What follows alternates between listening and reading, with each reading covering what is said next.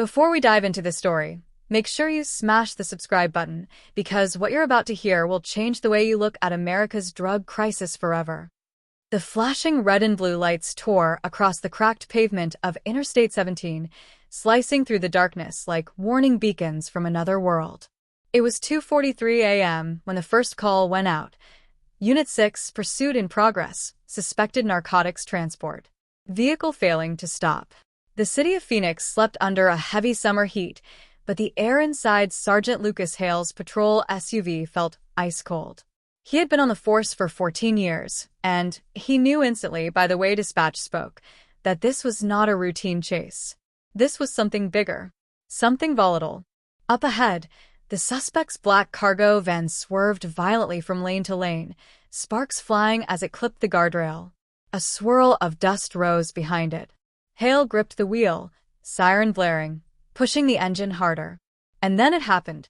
The van suddenly jerked left, cut across two lanes, and slammed into the concrete median. The impact roared like a bomb. Metal folded. Glass exploded. Smoke climbed into the air. Hale skidded to a stop, heart pounding. Before he could reach the wreck, the driver's door burst open.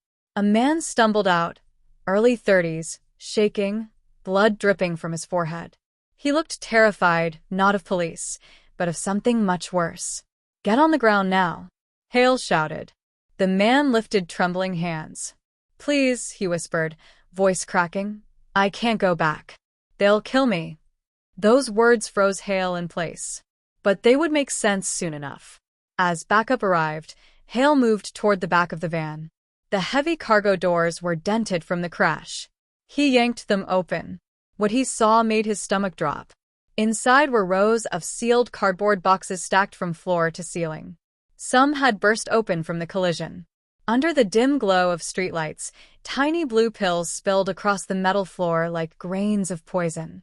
Hale had seen fentanyl seizures before, hundreds, even thousands of pills, but never anything remotely like this. A DEA agent who arrived minutes later took one look and muttered, "Dear God." Word spread quickly. Within an hour, the highway was blocked off, federal agents swarming the scene in hazmat suits. A mobile lab unit began running field tests. The results were confirmed at 4:27 a.m. 3 million counterfeit oxycodone pills, all laced with fentanyl. Street value, over $90 million. It was the largest fentanyl seizure in Arizona's history. But numbers weren't what shook investigators. It was something else. Something far more chilling. Each box had a symbol stamped on the inside flap, a small circle with 3 vertical slashes. A mark no one recognized. A mark that would later rip open one of the most complicated drug investigations the state had ever seen. As dawn crept over the desert, the arrested driver, his name listed as Miguel Santos, was taken into custody. He didn't speak again, didn't ask for a lawyer, didn't demand medical treatment. He simply stared at the floor, hands clasped tight, as if praying. Detective Erin Calloway, assigned to assist the DEA task force, studied him through the interrogation room glass. She was sharp, composed, known for solving cases no one else could crack. But something about Miguel unsettled her. He looked more like a man awaiting execution than a courier caught hauling drugs. When she entered the room, he didn't look up. "Miguel," she began softly, 3 million fentanyl pills were found in your van. That's not a one-man operation. Who were you transporting for? No response. Calloway tried again. "You said they'll kill me. Who is they? Who sent you?" Still silence. Then suddenly he whispered, "You don't understand. No one understands. They're everywhere." "Who is?" she asked. He lifted his eyes. They were red, terrified, hollow. "The Circle." Calloway frowned. "What circle? A cartel? A gang?" Miguel shook his head. "Not cartel, worse. Smarter. They don't use names. They don't speak on phones. They don't leave fingerprints." He leaned forward. "They only leave the mark. The 3 lines." Calloway felt a shiver crawl down her spine. He was talking about the stamp in the boxes. Before she could ask more, a DEA supervisor opened the door. "Detective, step outside. Now." Calloway reluctantly left the room. What's going on? The supervisor handed her a tablet. On it was a live feed, agents cataloging the boxes found in the van. But something was wrong. The sealed boxes, the ones that had not burst open, were all empty. Every single pill had been placed only in the boxes damaged in the crash. Calloway blinked. That doesn't make sense. It does, the supervisor muttered, jaw tight. Someone wanted this shipment found. Calloway stared. You're saying this was deliberate? I'm saying no trafficker moves $90 million worth of product in a vehicle with GPS disabled, no phone contact, and mismatched plates unless it's meant to get caught. Inside the interrogation room, Miguel Santos sat trembling in his chair. As Calloway re-entered, she noticed sweat dripping down his jawline. He was struggling to breathe. Tell me the truth, she said. Was the crash staged? He shook his head violently. No. I panicked. I saw the truck behind me. What truck? She demanded. But it was too late. Miguel's body convulsed. He gasped for air, eyes rolling back. Calloway rushed forward, shouting for medical support. By the time paramedics arrived, Miguel Santos was dead. And beneath his tongue, they found a thin strip of paper, coated with a fast-acting synthetic toxin. Someone had silenced him. Calloway stood frozen, heart pounding. Because there was one thing she now understood with terrifying clarity. This wasn't a drug bust. It was a message. And whoever sent it was just getting started. The circle steps out of the shadows. Detective Aaron Calloway didn't sleep the night Miguel Santos died. His final words replayed in her head like a broken recording. They're everywhere. They only leave the mark. That symbol, a circle with 3 vertical slashes, had been burned into her thoughts. Whoever they were, whatever the circle represented, they had just orchestrated the largest fentanyl seizure in Arizona history, only to destroy their own career moments later. Something wasn't adding up. By sunrise, the DEA field office buzzed with an intensity she hadn't seen in years. Agents typed reports, phones rang, analysts sifted through evidence, and federal supervisors debated logistics behind the soundproof glass. But underneath the professional chaos lingered an unspoken truth. Everyone knew this case was different. And everyone was scared to admit why. Calloway walked into the briefing room where Senior Agent Daniel Rourke was reviewing security footage from the highway crash. He was a veteran in narcotics enforcement, calm under pressure, rarely rattled. But today, even he looked uneasy. What do we have? Calloway asked. Rourke rewound the footage, slowing it down. Look here, he said. The camera caught Miguel's van in the final minute before the crash. For most of the chase, nothing seemed unusual. But at the 20-second mark, a pair of headlights flickered behind the van, distant but steady. Rourke zoomed in. This truck, he said. A late model box truck. No plates. No company logos. Follows the van for nearly 15 miles, then disappears 2 minutes before impact. Calloway felt her pulse quicken. Miguel said he saw a truck behind him. Exactly. Rourke paused. We ran the footage through traffic cams along Interstate 17. That same truck appears on 6 separate cameras. Do we know who it belongs to? No, Rourke replied. It's unregistered. Calloway exhaled slowly. Staged surveillance. Rourke nodded. Whoever orchestrated this moved with precision. But the footage revealed something even more unsettling. At 1:58 a.m., the box truck passed under a streetlight. And for a fraction of a second, a shape reflected on the back door, the same circle and 3 lines, symbol found in the boxes. Calloway's skin prickled. Rourke leaned back in his chair. They weren't trafficking drugs, he said. They were delivering a warning. But to who? Calloway asked. Rourke didn't answer. Later that afternoon, Calloway traveled to Miguel's last listed address, a small, rundown apartment on the west side. Inside, the place was meticulously cleaned. Too clean. No photographs, no personal items, not even unopened mail. It looked like a room staged for a real estate listing rather than a home. Only one thing remained. A single sticky note on the kitchen counter, blank except for 3 vertical slashes. Calloway stared at it. The same symbol. Again. You're following breadcrumbs they want you to find, Rourke had warned before she left the field office. But Calloway didn't believe in coincidences, at least not in narcotics investigations this large. As she turned the note over, something caught her eye. The adhesive strip was repositioned slightly off-center. She peeled it back. There was writing hidden underneath. A series of numbers. Calloway photographed it and sent the image to the DEA analysts.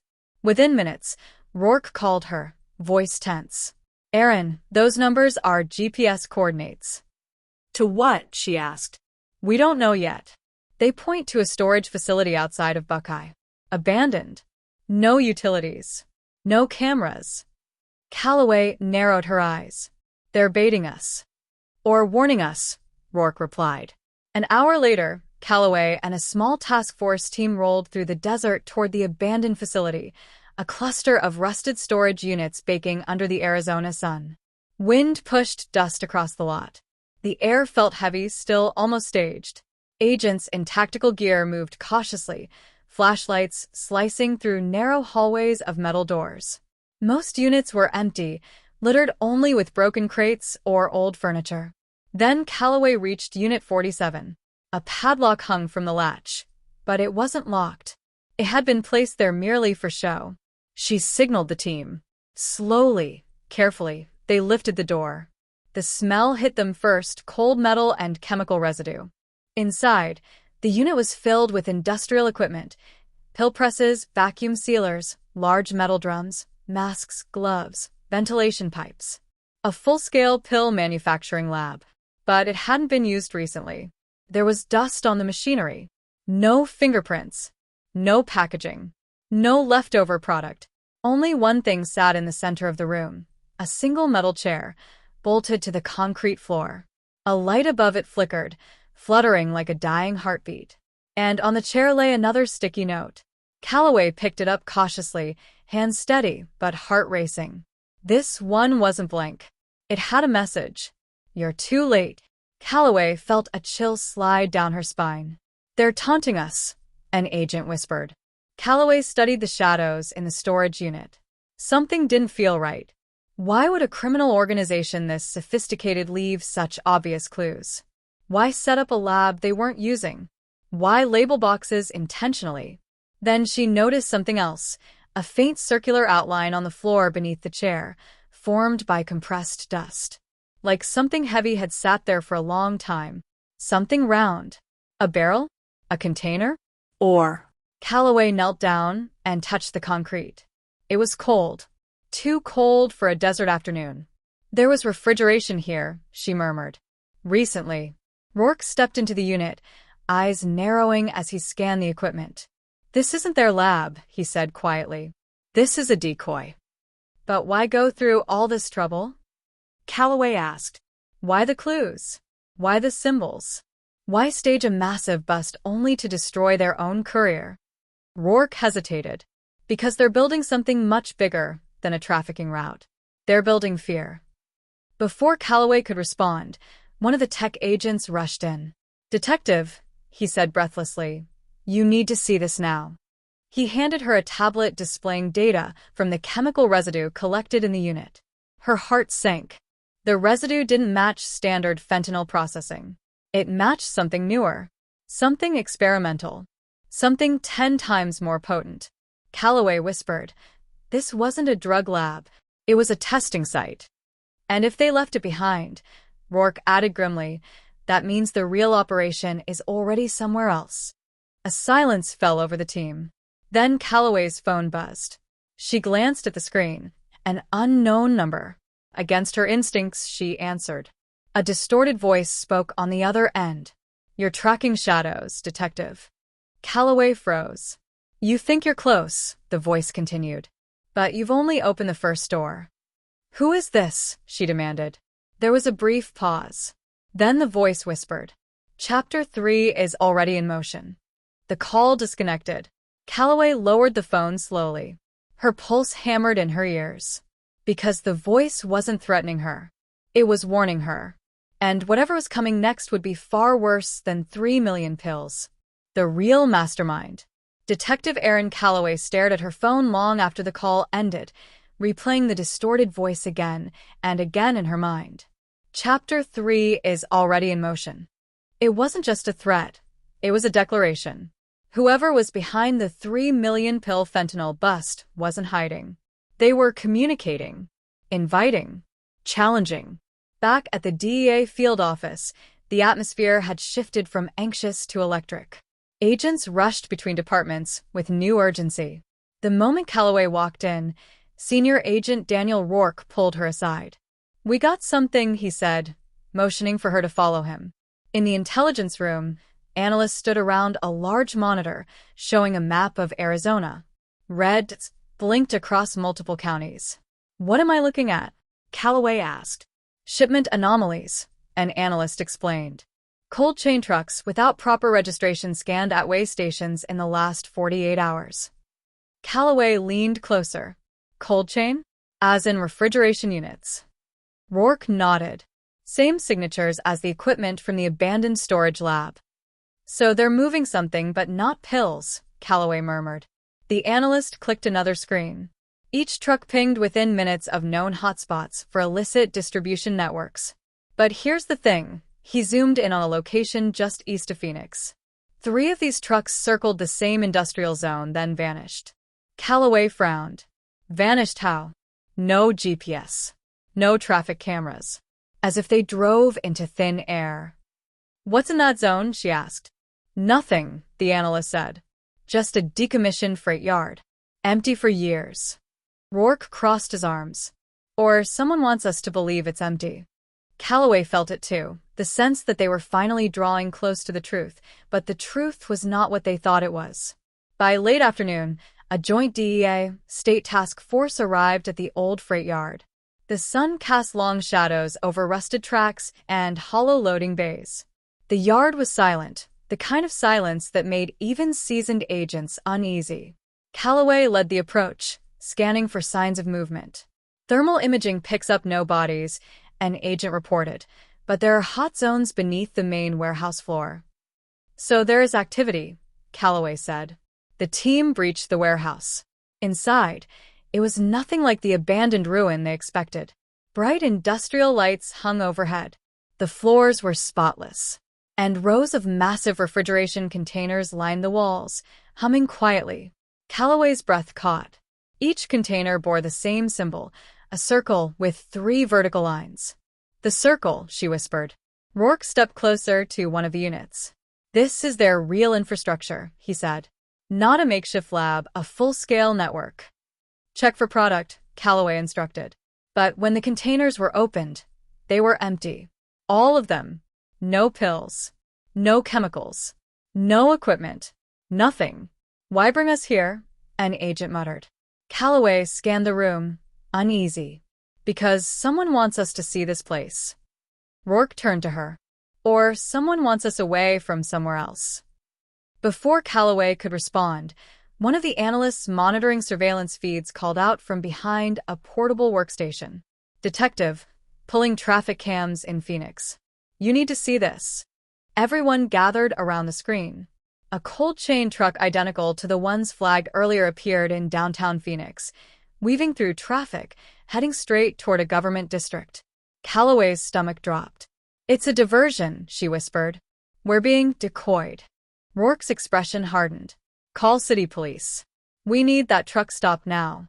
Minutes later, Phoenix police units intercepted the truck at a red light. Officers approached cautiously, hands raised, communicating through the loudspeakers. But something was wrong. The driver wasn't trying to escape. He stepped out calmly, hands visible, no resistance. "Sir, we need you to turn around slowly," an officer instructed. The driver complied. Calloway watched everything through a live feed. The instant his face came into view, she froze. She recognized him. Not from mugshots. Not from any database. She recognized him from the storage unit. He had been in the shadows, watching them. The Circle had just delivered one of their own directly to law enforcement. "Why surrender?" an agent asked. "Because they want him to deliver a message," Calloway said. The driver was detained and transported to the Phoenix field office. Calloway and Rourke were waiting when he was brought into the interrogation room. He sat calmly, almost unnervingly calm. No fear, no anger, no tension. "Do you know why you're here?" Calloway asked. "Yes," he replied.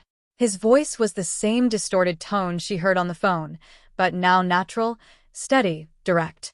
"Then start talking," Rourke said. "What is the Circle?" The man looked between them, then leaned forward. "The Circle is not a cartel," he said. "It's not a gang. It's not even an organization in the way you understand it." Calloway narrowed her eyes. "Then what is it?" "A system," he said simply. "A network of brokers, chemists, and distributors who operate independently, but with one shared principle: stability." "Stability?" Rourke scoffed. "You flooded our streets with deadly substances." "No," the man said calmly. "We prevented something worse." Calloway exchanged a look with Rourke. "Worse than 3 million pills." The man nodded. "The shipment you seized was never meant to reach the public. It was bait, a test, a demonstration." "For who?" Calloway pressed. "Everyone," the man said. "Competitors, corrupt intermediaries, anyone trying to introduce uncontrolled synthetic formulas into the market. We intercept dangerous operations and dismantle them before they spiral." Calloway felt a chill. "You're claiming you're some kind of regulator?" "A shadow regulator," the man clarified. "We don't encourage the spread of dangerous substances. We restrict it, control it, keep unpredictable actors out." Rourke slammed his hand on the table. "You can spin it however you want. People get hurt." The man didn't flinch. "People get hurt when chaos rises. We prevent chaos." Calloway leaned forward. "Then why call us? Why leave symbols? Why lead us here?" The man's eyes softened, almost with pity. "Because someone new has entered the landscape," he said. "Someone who doesn't care about balance. Someone experimenting with ultra-potent compounds outside our reach." "Who?" Calloway asked quietly. The man looked at her, expression grave. "We don't know their name. We only know their signature." He pulled a folded paper from his pocket and slid it across the table. Calloway opened it. Her blood ran cold. A new symbol. A triangle. With a single horizontal slash. "They've already started moving," the man said. "And compared to them, the Circle is the least of your worries." Calloway stared at the symbol. A new player. A more dangerous one. A new chapter. And then the lights in the building flickered. Once. Twice. A citywide alert flashed across the monitors. Unconfirmed reports of multiple cold chain trucks entering Los Angeles County. Rourke whispered, "It's spreading." Calloway folded the paper slowly. The case wasn't ending. It was beginning, and the real mastermind hadn't even stepped into the light yet.